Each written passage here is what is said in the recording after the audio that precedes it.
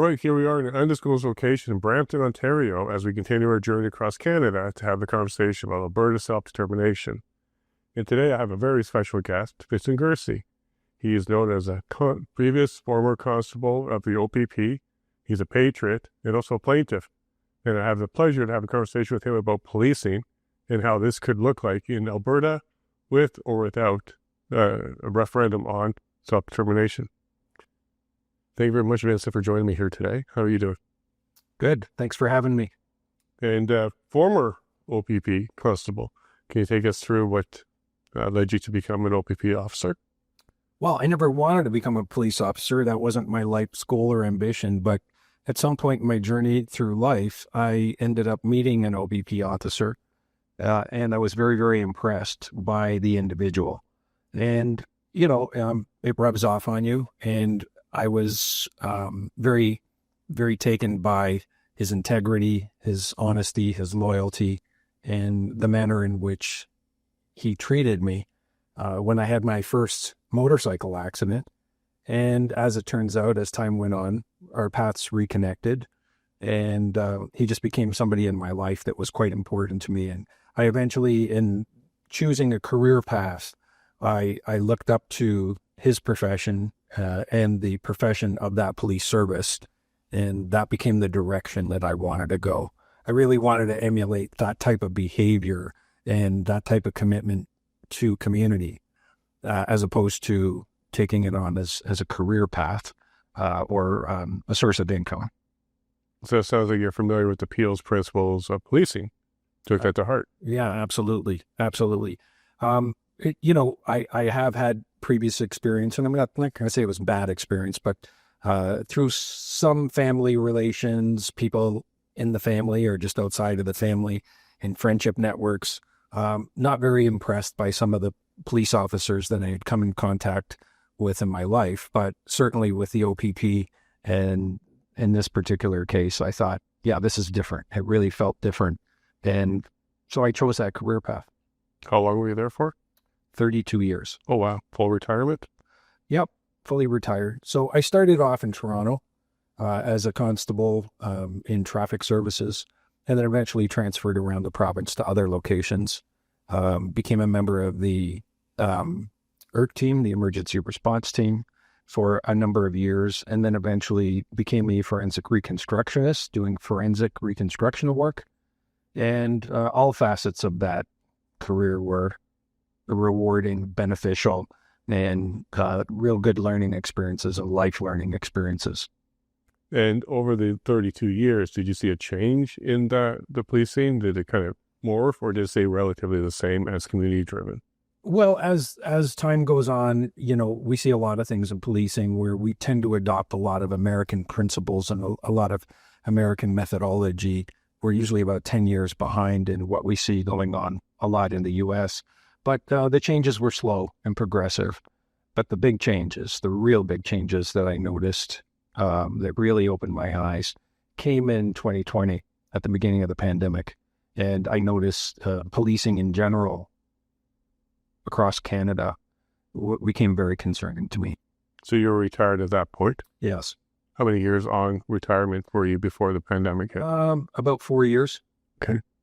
And then what were some of the changes you saw there that were concerning to you?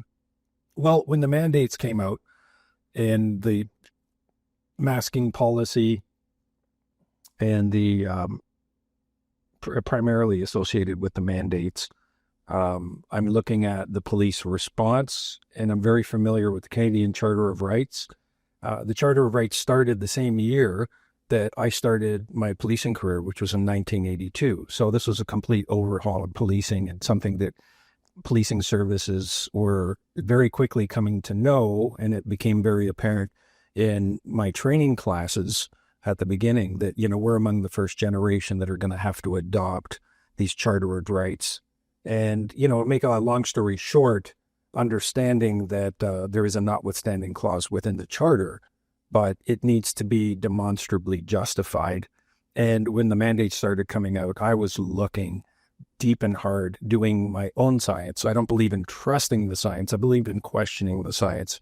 And those questions were never answered, and the evidence was never there to support the mandates that were coming out. So I found that very concerning. And the more concerning I found, the more I dug, and I was not coming up with anything to explain this. And so in questioning the police community in terms of enforcement of this, that were clearly rights violations, is what I found really troubling. And understanding that the supremacy clause in the Constitution Act of 1982 that says that anything essentially that is contrary to the Constitution ultimately is null and void and of no effect, meaning that if it's violating our charter, essentially it's null and void of no effect. So that just became more concerning. And of course, if you start to do your research and have some critical thinking and look at issues globally and how Canadian politics is functioning on a global scale, and those elements that are affecting decision-making that come from global entities, you start to see the direction that this country is going. And not just our country, the entire Commonwealth at the same time. Global entities, which ones are you referring to? So the World Health Organization, the World Economic Forum, the United Nations, groups like the Atlantic Council and others that are all working together. There are very wealthy and powerful people on this planet, and they affiliate with one another, and they have grandiose ideas that are not private, that they discuss openly. And it's quite troubling to see that Canada and the Commonwealth nations seem to be adopting policies that are quite dangerous and damaging to our well-being, our survival, and our existence. Are these your observations even before COVID or after COVID started? I started to see this before COVID. Yeah, I think the biggest trigger for me was the adaptation of the Global Compact on Migration. And when that was adopted, that just didn't make any sense whatsoever. You know, we've had immigration policy in Canada since I can ever remember. Seemed to be a very fair system where we are a very wealthy nation with a lot of very smart people in this country.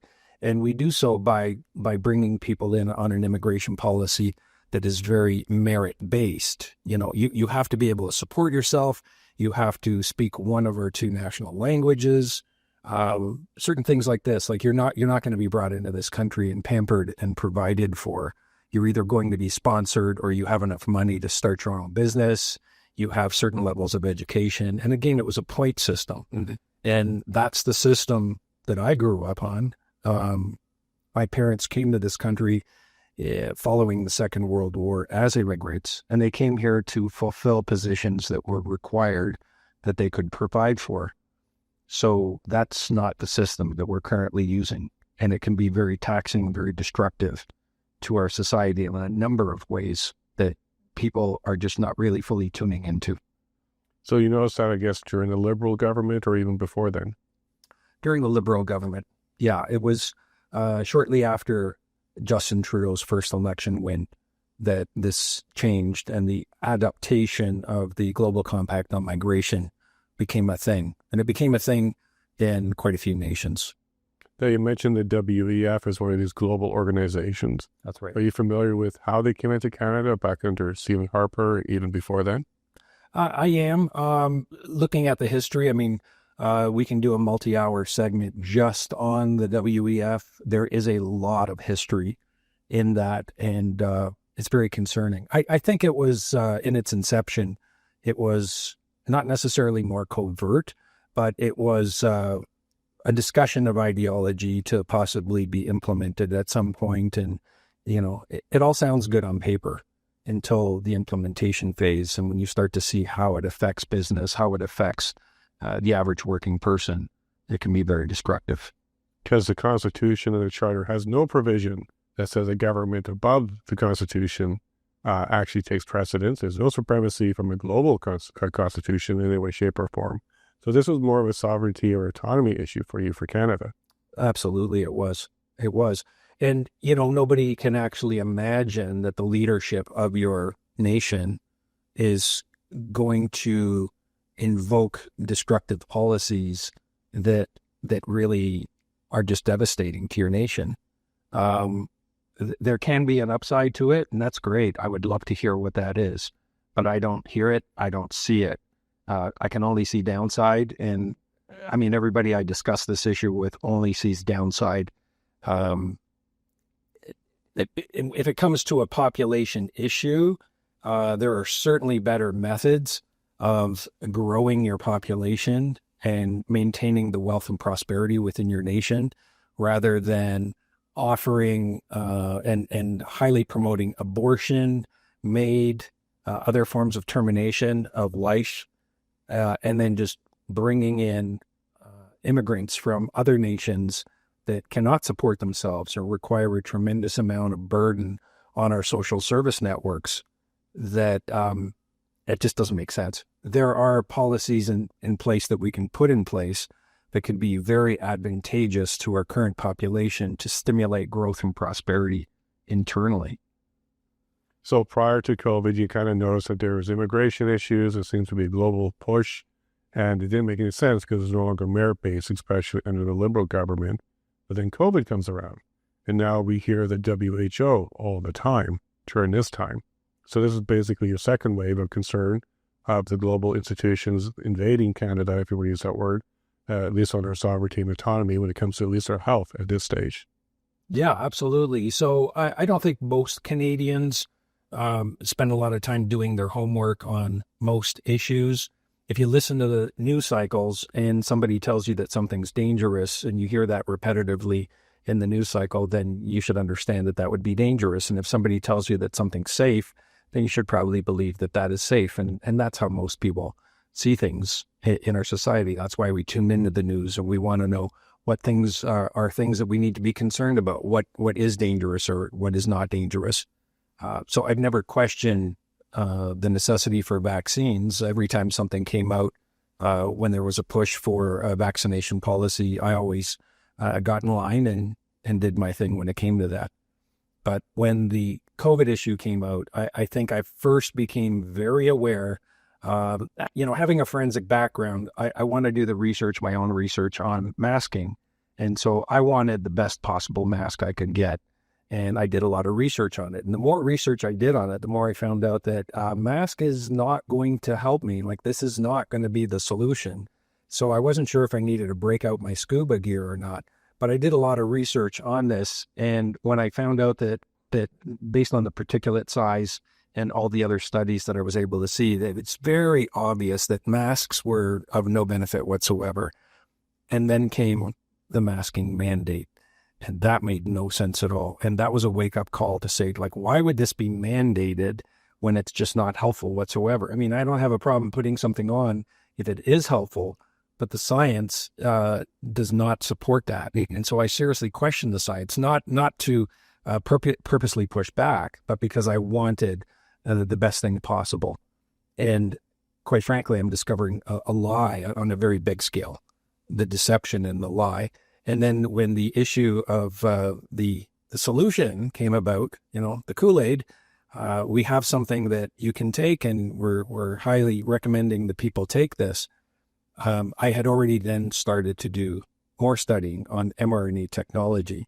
And when you do your own homework and you look at historical trends in scientific procedural advancement in that field, it gave me a lot of concern to say, this is experimental.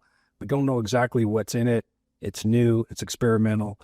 I'm not comfortable taking this product because historically, based on previous testing, this does not sound like a good idea. This really does not sound like a good idea. And then I discovered Vaccine Choice Canada, and they were very, very helpful in providing a lot of information relative to mRNA technology that was concerning to Vaccine Choice Canada as well. So when you start to listen to experts in the field that are being silenced and censored actually both in the U.S. and Canada and in Europe as well, that are sounding the alarm on concern, then I'm becoming very concerned. And I started to see other forms of deception in the news cycle. And I realized we have a problem where our government agencies, our social service agencies, our healthcare agencies, our educational system, all of our systems are singing the same song, pushing the public in a direction that I'm hearing evidence to the contrary. And if you have contrarian views, you're silenced, and you're censored, and you're shut down. And that was extremely disturbing. Right. So you bring up a good point, the institutions, but media as well. So obviously you saw the deception in the media, given your background and your forensic analysis, and you looked into it. Is this one of the first times that you had concerns about the information coming out of media?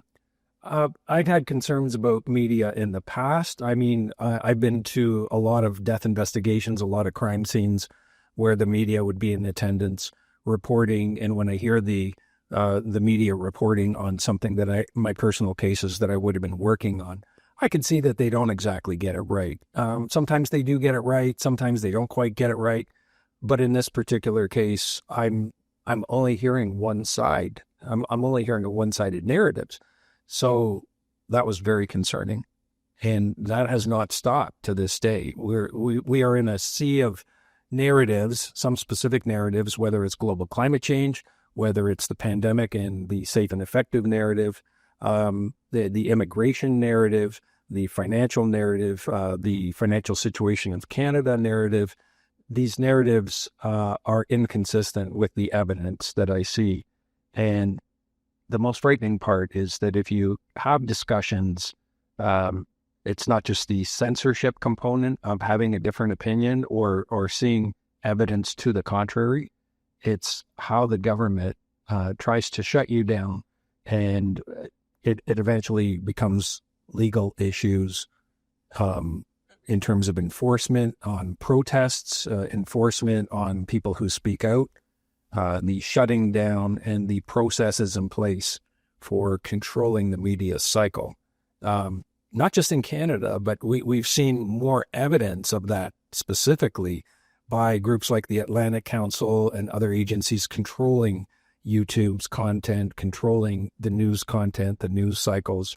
And you realize very quickly that the news cycle is not there to provide you with accurate information. It's there to socially engineer your opinions.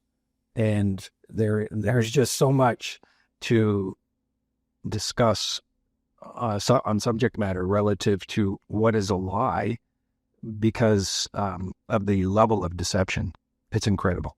So you notice this outside of Canada, of course. Are you familiar with the Trusted News Initiative out of the UK? Yes. That's another great example of word salad. Trusted News Initiative is another word for propaganda in its highest form.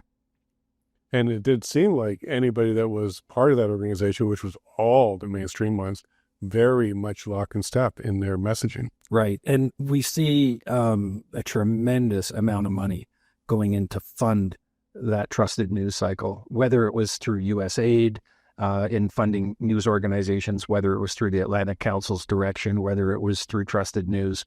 The amount of money that went in, even through the Bill and Melinda Gates Foundation funding news agencies, all to sing a coordinated song, a coordinated message, a repetitive message consistently over and over again.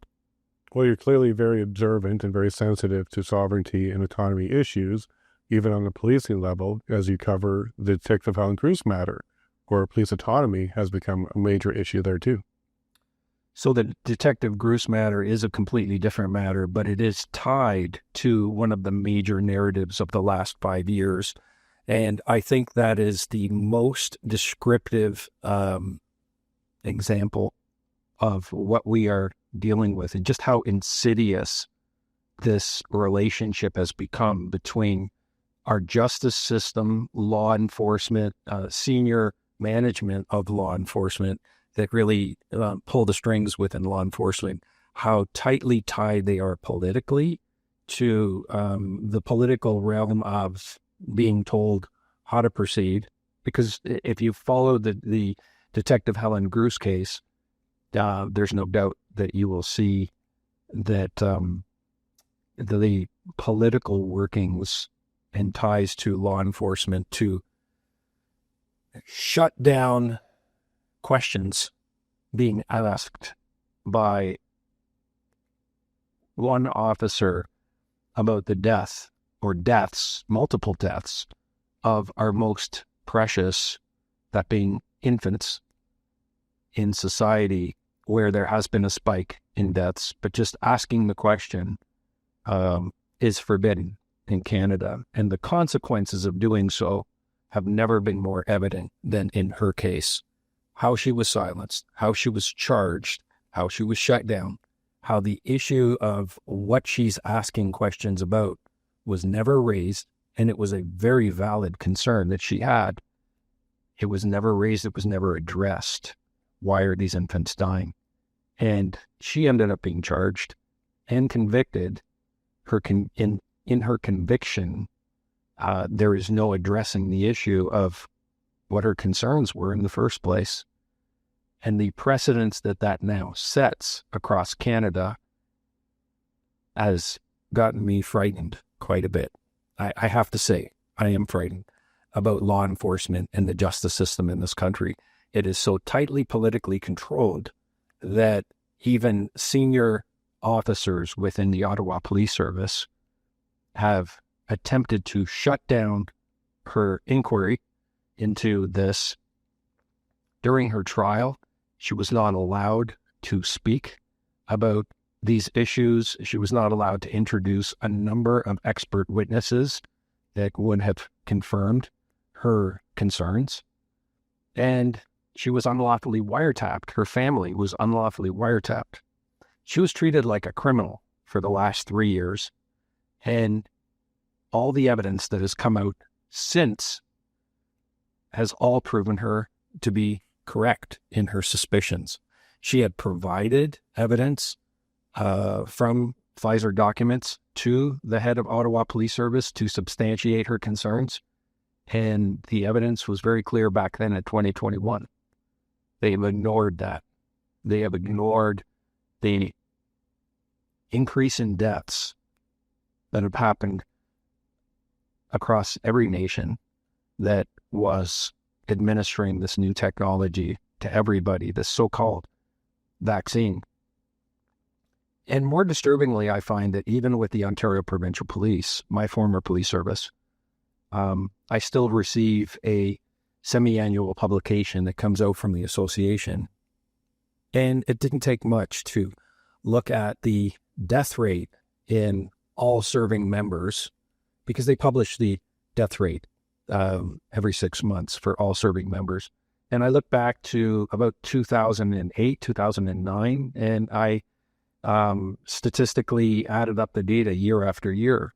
And it wasn't until 2021 there was a big spike in the death rate. And that spike continues to this day.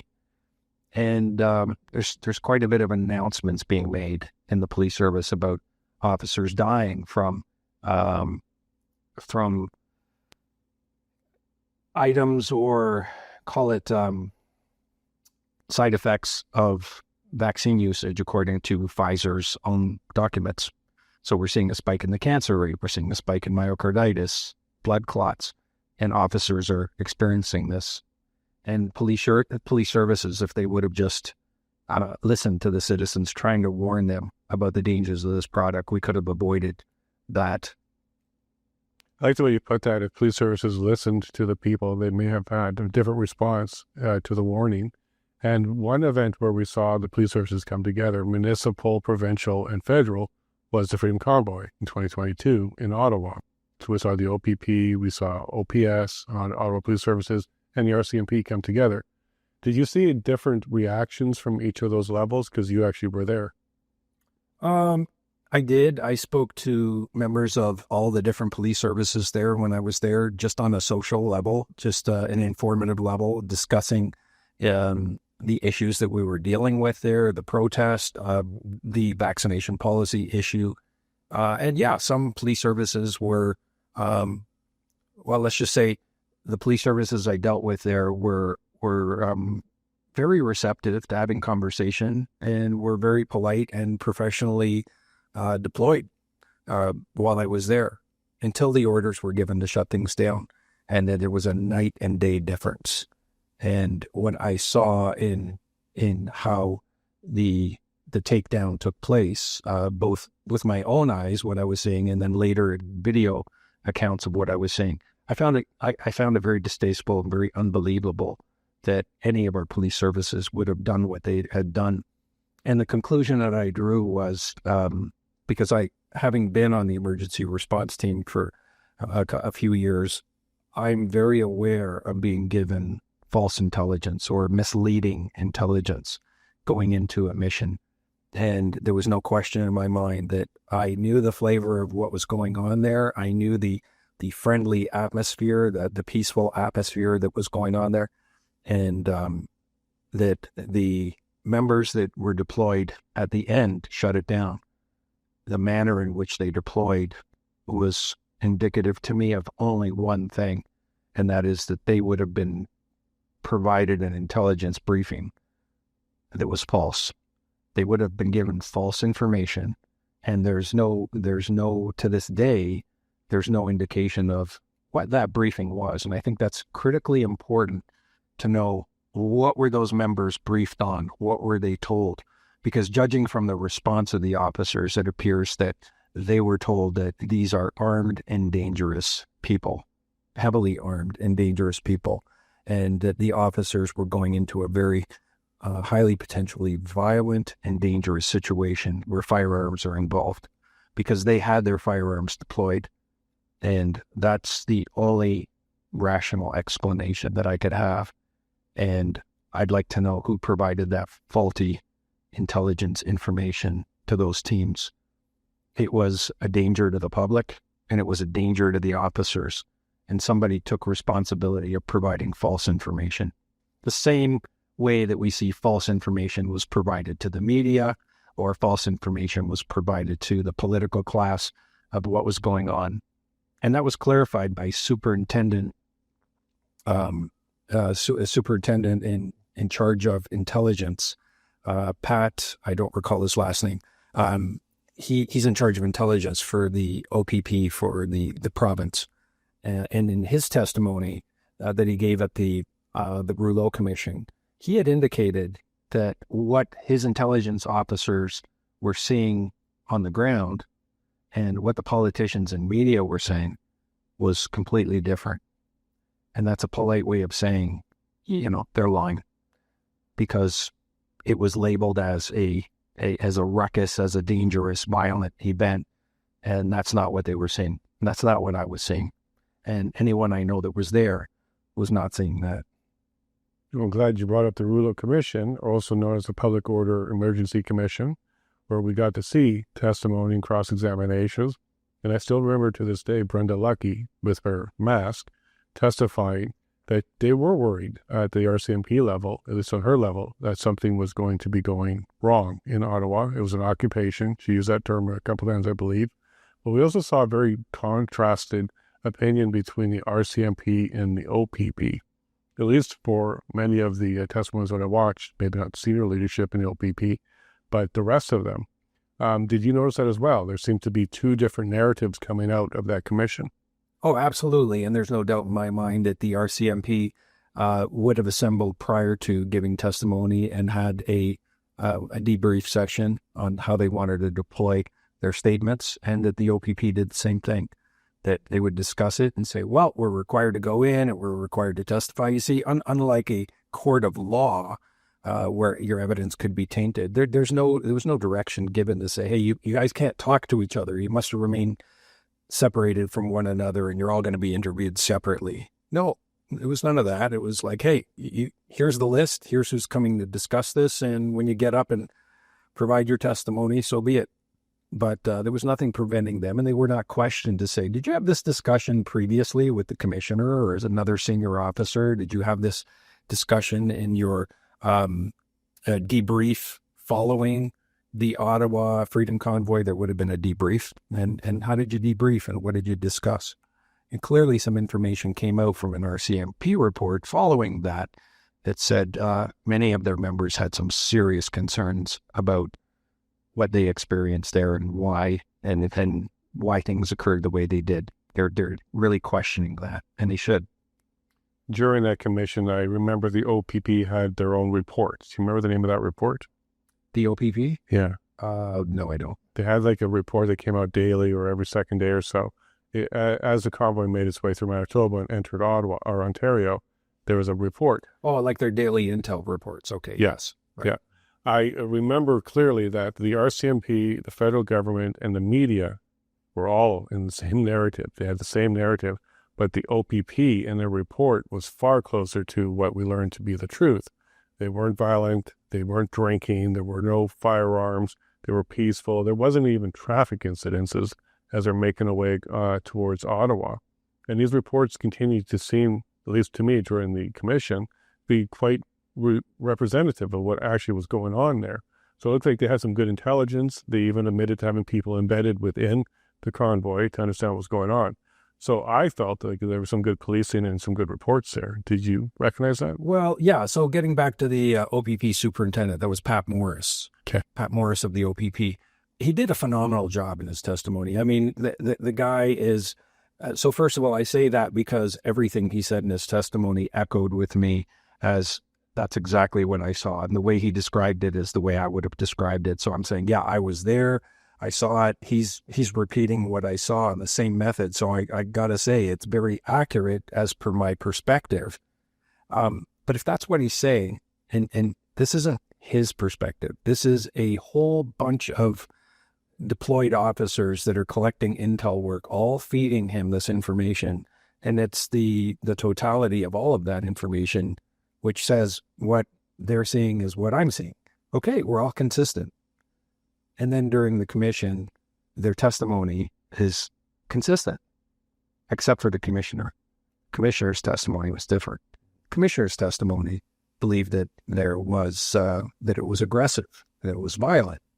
And then he starts touching on, well, there were microaggressions. It's very political at that level.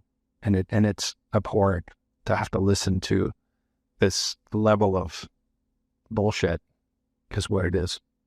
I remember covering it because that was one of the only podcasts that was covering the entire commission and streaming it and commentating on it. And I was very pleased with the OPP testimony until the commissioner. It seemed like it was night and day. It sounded like a male version of Brenda Lucki because it was the same type of narrative coming from him. These are dangerous people. So Brenda Lucki gets appointed by Justin Trudeau, and Thomas Carrick gets appointed by Doug Ford. And they have a very cozy working relationship with one another at that level. And so things become politicized, and you see it. And this is where I have a real problem in our justice system. There's no question, I do a podcast series with Donald Best called Deprived Justice on Wednesdays at 9 p.m. Eastern on Rumble and Twitter. And there's no question, we made it very clear in the early stages of this episode that the rule of law in Canada no longer exists. It no longer exists on a multiple set of levels that I can spend hours going into. And I don't see any examples of how the rule of law does exist, but there's no shortage of examples of why the rule of law is completely destroyed in this country. People do not get treated fairly in the disbursement of law, investigative enforcement, or in the justice system. If you commit ethics violations time after time again, committing 5 or 6 criminal offenses, if you're the prime minister, well, you get treated one way. But if you honk your horns at a protest in Ottawa, you get jail time or you get held in custody. It's a completely different set of standards. And that's one of many components of the rule of law that are fractured in this country. And it all starts at the enforcement level, and then it enters into the justice system, and then it goes through the prosecution's office, and there it continues. And then it gets heard by a judge who can be very heavily biased, so biased that some Supreme Court judges will say, well, this particular case that affects millions of Canadians, it's a moot point, so we don't want to hear it. How convenient. We have a broken system, and it scares me. Completely true. And I would absolutely echo everything you just said right there, especially when the Supreme Court comes out and makes statements publicly about it being an occupation. The Chief Justice himself came out and said that. So that's really setting the stage for the rest of the legal system. We don't have a justice system anymore. Well, also, Justice Wagner comments on this vaccination being safe and effective and that they've all taken it. It's great. We should do the same thing. What training does he have in that field? What evidence has he heard? Has he heard the totality of the evidence? Has he heard the evidence that's been kept from him? No. He's heard or been given a single-sided narrative and then comments on it as a Supreme Court justice. That's exceptionally irresponsible, and it's abhorrent. I agree with that statement as well. And the reason why I'm bringing this up is during the commission, I saw the RCMP talk about open source. So they're using a lot of social media for their information, whereas the OPP was using intelligence. They were talking to people and being there and using their own eyes and ears, like policing. And the reason why I'm bringing this up is Alberta doesn't have that luxury of a provincial police force. We have the RCMP. So if you follow the Coots situation, that was the RCMP who was involved in that. And it was the same type of thing there. There was a narrative about how dangerous these guys were, how they were going to do a coup and take over. But if you watch the trial, it's a very different story, except for the testimony for the RCMP. So why I'm bringing this up is, in Alberta, we don't want the RCMP. There's a big push to remove the RCMP on a provincial level for policing. Do you think Alberta should continue down that road and have its own police force? I do, but I say that cautiously. Quebec and Ontario right now are the only two provinces in Canada that have a provincial police agency. And if COVID has taught me anything, it's that when it comes to law enforcement in the justice system, law enforcement, we've seen numerous examples of how law enforcement is, it's a hierarchy structure. It's a paramilitary organization. It's an exclusive use of lethal force. And who calls the shots? And we see the policing services in Quebec, in Ontario, and in Canada are all tied politically at the top. So when the head of your organization is tightly tied with no fire break between the political leadership and, you've got your population on one side, you've got your political leadership on the other side, and law enforcement stuck in the middle. And if your leadership in law enforcement is too tightly tied to leadership of the country or of your province, that's a problem when things go wrong. And things definitely went wrong in the last 5 years. So, where is that firewall? Where is that fire break? And really, I think it comes down to the officer's oath. So the officers take one oath in the OPP. The officers take an oath, but commissioned officers take a different oath. When you become a commissioned officer, your oath is to the king. When you're a constable, your oath is to the Constitution and the king. So I really don't believe that, first of all, anyone in Ontario in policing should be taking an oath to the king. I think that's completely wrong. And I've actually done some online surveys on this, and I would challenge the Ontario Police Association and the Canadian Police Association and other police services to take their own statistical surveys. But what is the benefit of taking an oath to the king? That could benefit the leadership within the organization, having some tighter connection to the monarchy. But how does that serve the public? And what systems do we have in place when things go wrong? When there's only a single-sided narrative being put out? This is the danger we have in Canada right now. Single-sided narratives, no ability to get out the opposing view of science or the opposing view of where this is going politically, and the damage that's being done to the country in the meantime, because police services fail to act, they fail to investigate the criminality within the political system, whether it's provincial or whether it's federal. Criminal is criminal.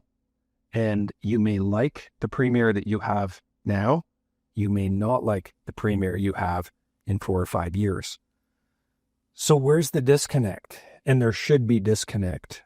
There should be directive in all officers working in an organization to say, we are not tied whatsoever politically, and that we will have systems in place to deal with serving the public first and foremost.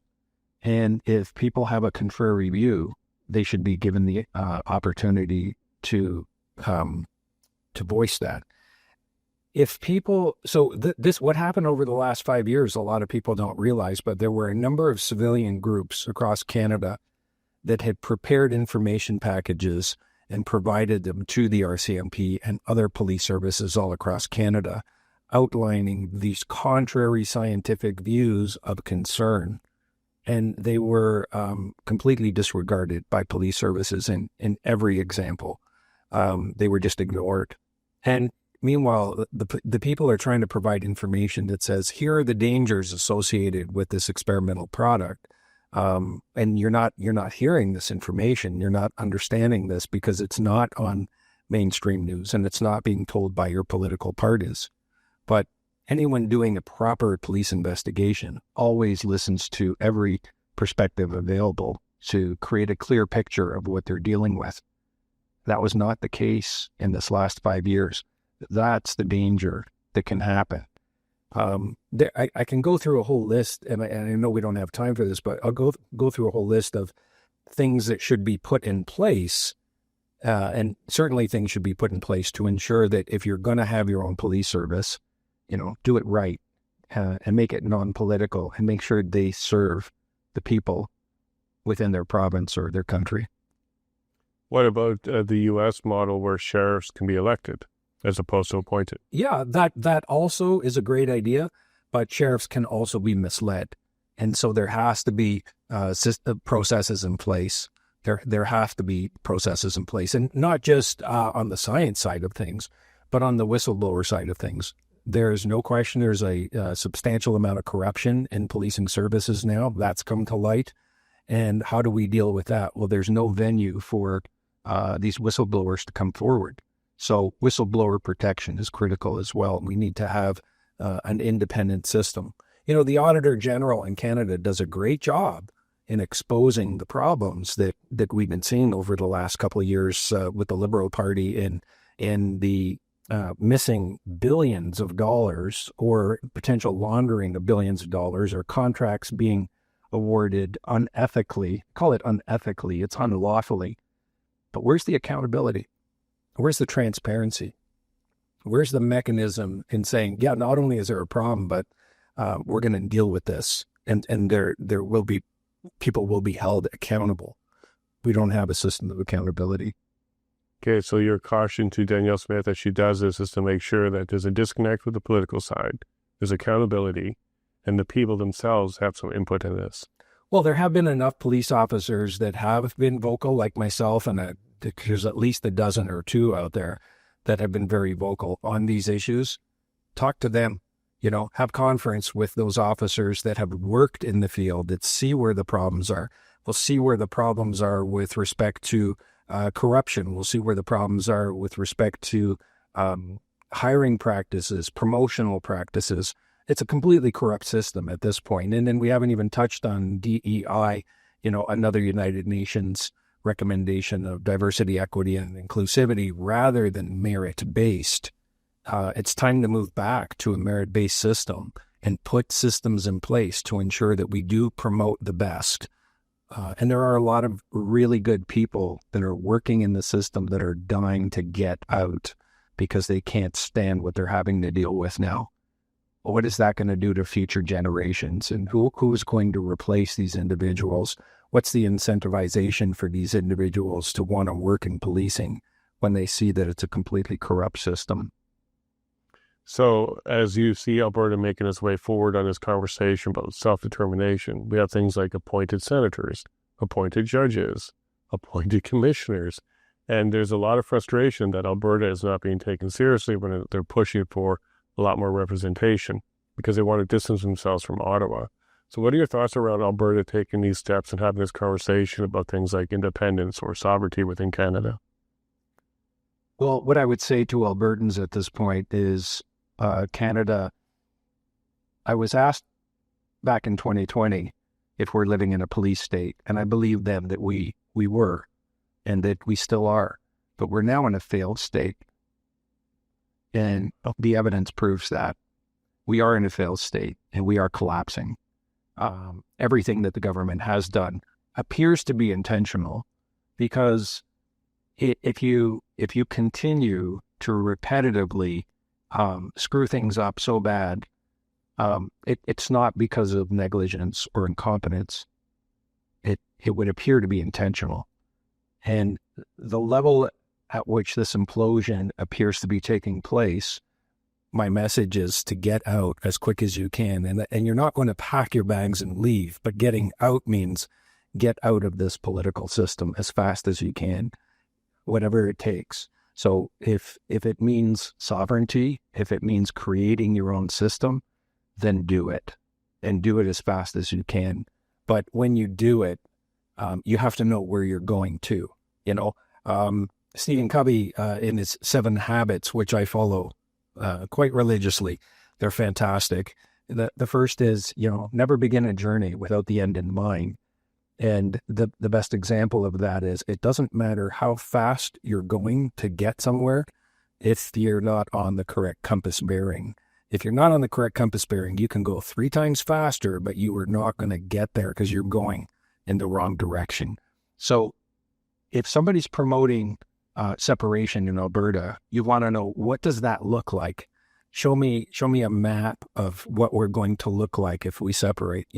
What are the things that we can do to fix the problems that we have now, to make sure we're not running to another problem? And I think that the biggest concern is, well, it'll be a much better place, and I can't think of a worse place, but there are worse places. So ensure that the policies that you're setting up benefit everyone in your country, that provide fairness, that restore the rule of law and the supremacy of God in your nation that you're planning on building. And when it comes to policing, and I believe policing is so critical of a service that is offered that needs to maintain neutrality, you have to put mechanisms in place to make sure that we are not going to commit the same mistakes that were committed here, or allow global entities to take over and run over the enforcement, or run over the power structure that we set up within our province. That is one of the conversations that happens a lot in Alberta, is to not replicate a broken system and just have a new system that's just as bad or maybe even worse than what we currently have. So your suggestion is to proceed with caution, but proceed, and go ahead and do that. Yeah. So the founding fathers of the U.S. Constitution, they really thought it through and did it really well. But that's a 1776 option, and I think it's fantastic. But you need a 2025 version to incorporate. Here's all the problems, and there's a lot of smart people that can help with that. And the first one that comes to mind is Brian Techford. So you have a lot of smart people who understand the problems we have in politics. We understand the problems that we're facing in law enforcement, the problems that we're facing in our educational system, and I'll call it the indoctrination system, and the problems in our medical system. If it's time for a fresh start, there will be tremendous pushback. There's a tremendous amount of money involved in this hostile world that we live in, but it can be done, and it should be done. And I pray that Albertans will do it for their own benefit. And I am envious of that. And I can tell you, I will, if the opportunity exists, I will pack my bags and I will move to Alberta if that happens. Do you have any final message for Albertans? My final message for Albertans is the existing system is a failed state, and it's not worth hanging on to, not in its current form. I don't believe that our federal government is going to bring about the changes that we need. I do not believe that is even capable at this point. And I believe the only pathway you have is to go your own way and set the example for others to follow. Thank you very much for your time, Vincent, and God bless you. Thank you. The UR Alberta is very clear. You got to set your own path and go forward. Proceed with caution, though. And when it comes to policing, you absolutely have to make sure you separate it from the political class, because you don't know who the next leader is going to be. You may like the current one, but the next one might do something different with it. And also make sure that there's accountability and transparency. This is one lesson that was learned tremendously over the last few years that we need to bring us forward. And let's make sure that we don't make the same mistakes twice. So I really enjoyed this conversation with Vincent. I think he's provided a lot of wisdom for us, and this is exactly what we need to do. Proceed with caution, but proceed. Thank you very much for your time. Make sure you share and follow and get this out there, and you take care of yourselves. God bless.